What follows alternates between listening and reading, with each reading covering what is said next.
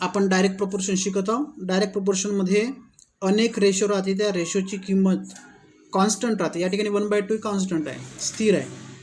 तर याला न्यूमरेटर म्हणतात, त्याला डिनॉमिनेटर असतात. न्यूमरेटर डिनॉमिनेटर जर स्थिर असते याला काय म्हणतात, डायरेक्ट प्रपोर्शन. आता पुन्हा एक वेगळ्या गणितानं मला समजून सांगतो डायरेक्ट प्रपोर्शन.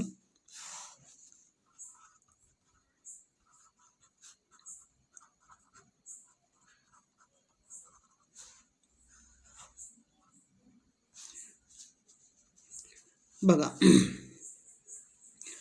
आपण एक समजा पेन घेतली, एक पेन म्हणजे 1 पेन. या एका पेनची किंमत आहे 5 रुपये, बरोबर आहे. चांगलं नीट लक्ष द्या. 1 पेनची प्राईस आहे 5 रुपीज. 2 पेनची किती होईल? आता ही किंमत होती, याच्यापेक्षा हे वाढली, दुप्पट झाली. 1च्या दुप्पट 2, मग 5च्या दुप्पट 10 रुपये लागेल. 5 दुने 10. 3 पेना घेतल्या आपण, 3 पेन्स. किती होईल? 3 पेना, 1 पेन 5 रुपयाचे, 3 पेना 5 5 5 5 5 5 म्हणजे किती होईल? 15 रुपीजच्या होईल, आहे की नाही. 4 पेन्स घेतल्या तर 20 रुपीज. हे काय आहे? ऑब्जेक्ट आहे, म्हणजे वस्तू आहे. आणि हे काय त्याची व्हॅल्यू, म्हणजे पहिली क्वांटिटी, याला म्हणायचं फर्स्ट क्वांटिटी. QUANTITY. हे पहिली क्वांटिटी आपण चेंज केली तर दुसरी क्वांटिटी सुद्धा याला म्हणायचं सेकंड क्वांटिटी. पहिली वाढली तर दुसरी त्याच्या संबंधित रिलेटेड क्वांटिटी आहे ती वाढते. वाढली, इथे 3 वाढले, तिकडे 15 वाढले, इकडे 4 वाढले. तर आता 5 पेन्स किती? 25 रुपयाच्या होईल. म्हणजे पहिली क्वांटिटी वाढली तर त्याच्या रिलेटेड जी दुसरी क्वांटिटी राहते ते सुद्धा वाढते. पहिली वाढते तर दुसरी वाढते. अशा प्रकारचे जे गणित असतात किंवा जे रेशो असतात त्याला म्हणतात डायरेक्ट प्रपोर्शन. म्हणजे फर्स्ट वाढली तर सेकंड वाढते आणि याचा भागाकार स्थिर राहते. न्यूमरेटर डिनॉमिनेटर म्हणजे भागाकार म्हणतो आपण. जसं पहा, एका पेनची किंमत 5 रुपये आहे की नाही. वरचं काय आहे? पेन. खाली करू आपण, वरती पेन आणि खाली प्राइस. प्राइस म्हणजे किंमत. एक पेन घेतली त्याची प्राइस खाली 5 रुपये. 2 पेन्स घेतल्या 10 रुपये, ते वरतं 2 घेतले तर खाली 10. 3 पेन घेतल्या तर 15 रुपये, वरतं 3 पेन, खाली त्याची प्राइस 15 रुपीज. वरतं 4 पेन्स, त्याची प्राइस होते 20 रुपीज. 5 पेन्स 25 रुपये, वरतं पेनची संख्या आणि खाली त्याच्या वरतं पेन, खाली प्राइस. या दोघाचा काय हा रेशो आहे. याला भागाकार सुद्धा म्हणतो मराठीत. इंग्रजीत डिव्हिजन किंवा रेशो सुद्धा म्हणू शकतो. रेशो म्हणजे प्रमाण. पुन्हा याला आपण अपूर्णांक सुद्धा म्हणू शकतो.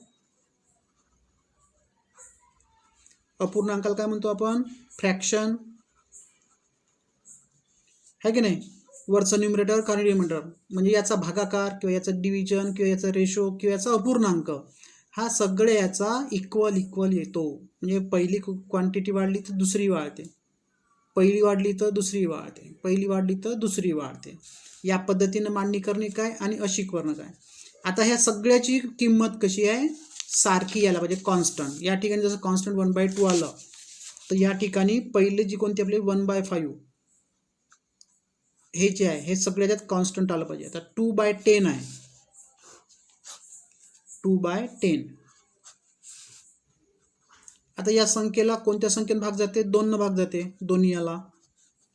बे एक बे, बे पंच 10, 10 भागेला 2 म्हणजे 5, 1/5 आले. बघा, आता 3/5,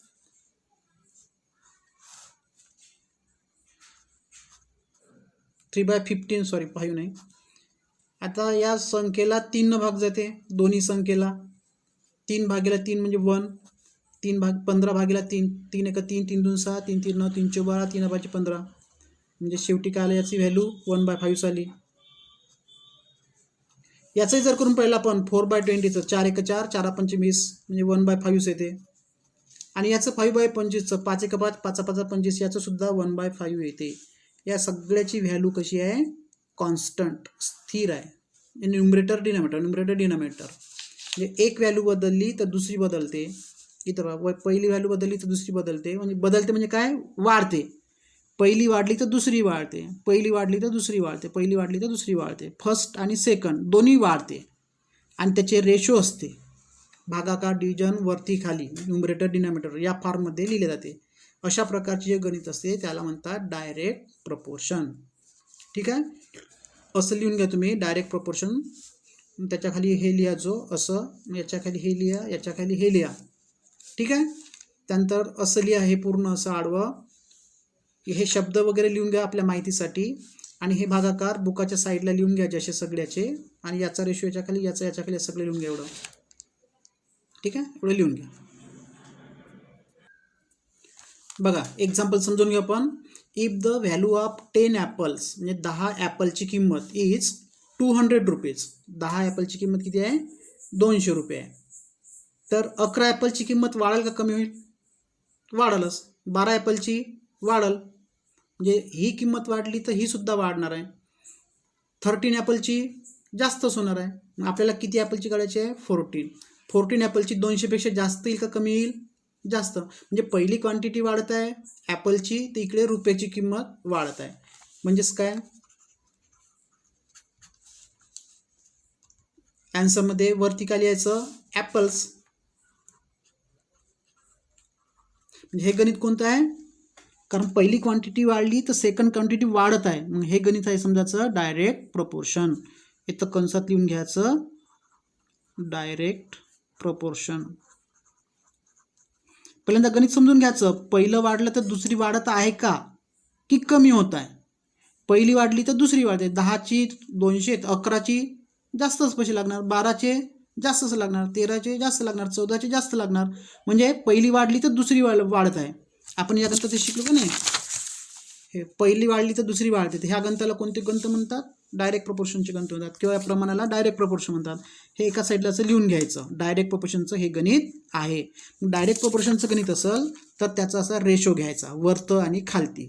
त्याला भागाकार म्हणतो, डिव्हिजन म्हणतो, अपूर्णांक म्हणू शकतो.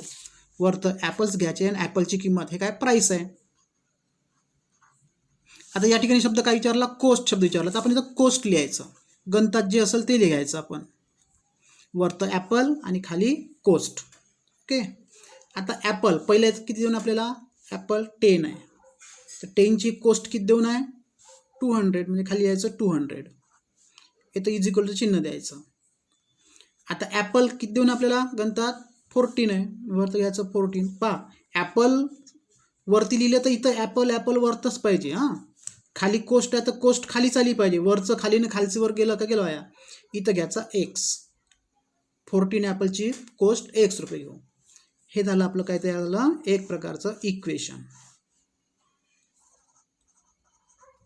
हे कशाचं इक्वेशन आहे? रेशो आहे. दोन रेशो, हा एक रेशो आणि हा एक रेशो.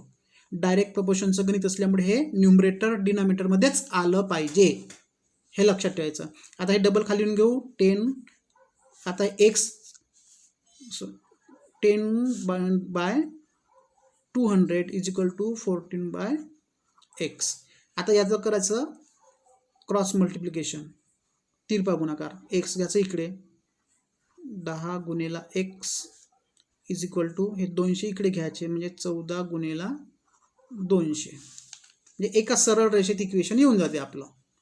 हे इक्वेशन कसं आहे? न्यूमरेटर डिनॉमिनेटरमध्ये. आता हे कसं आहे? सरळ क्रॉस मल्टिप्लिकेशन करायचं. या डिनॉमिनेटरनं या न्यूमरेटरला गुणायचं, या डिनॉमिनेटरनं या न्यूमरेटरला गुणायचं. एक्सनं 10ला म्हणजे 10 गुणिला x आणि 200नं 14ला. आता 200 इकून लिहिले तरी चालते किंवा इकून लिहिले तरी चालते. हा x इकून लिहिलं तरी चालते किंवा इकून लिहिलं तरी चालते, काही फरक पडत नाही. 10x. आता आपल्याला इथं कोणती प्रॉपर्टी वापरली? मल्टिप्लिकेशन आहे का नाही? 10 गुणिला x आहे, इज इक्वल टू याचा गुणाकार किती होते 14 दुने 28, हे 2 शून्य देऊन टाकायचे.